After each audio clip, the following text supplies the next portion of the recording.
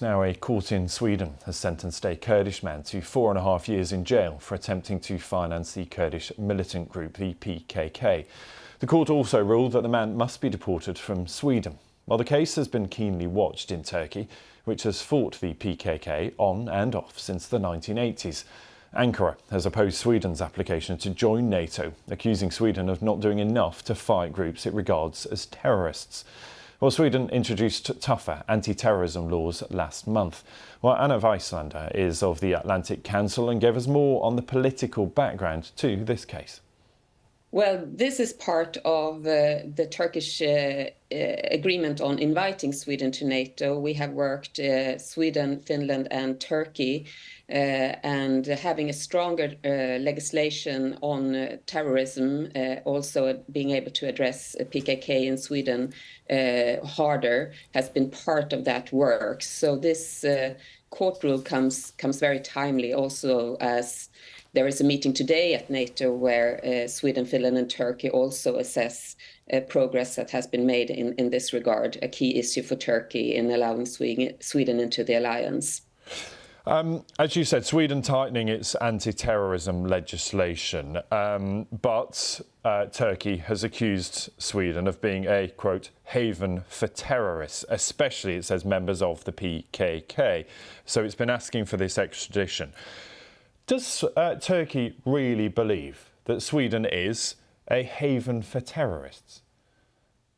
No, I don't believe Turkey sees it that way, and Sweden is not a haven for terrorism. But I think we can agree that this process with Turkey has put PKK higher on the agenda for the security police, and I foresee that this kind of cooperation will continue also in the future between Sweden and Turkey, and also Finland has been part of this work.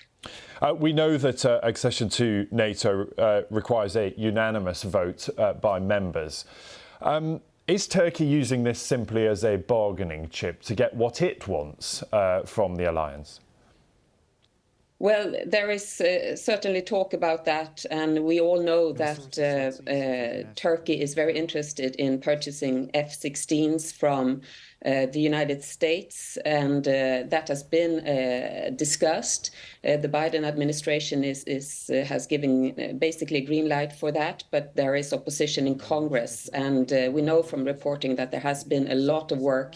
White House has been working the Congress on this issue in June, so possibly this could move, and that could be a way of getting Sweden into NATO at the Vilnius summit next week. Do you think that Sweden's politicians could have handled this a little better, though?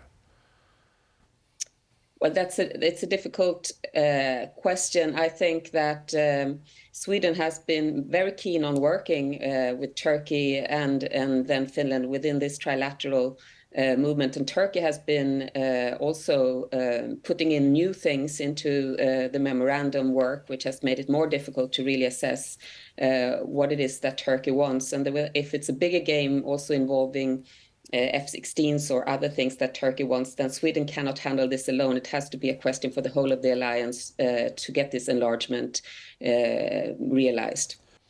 Anna Wieslander there speaking to me from the Director of Northern Europe at the Atlantic Council.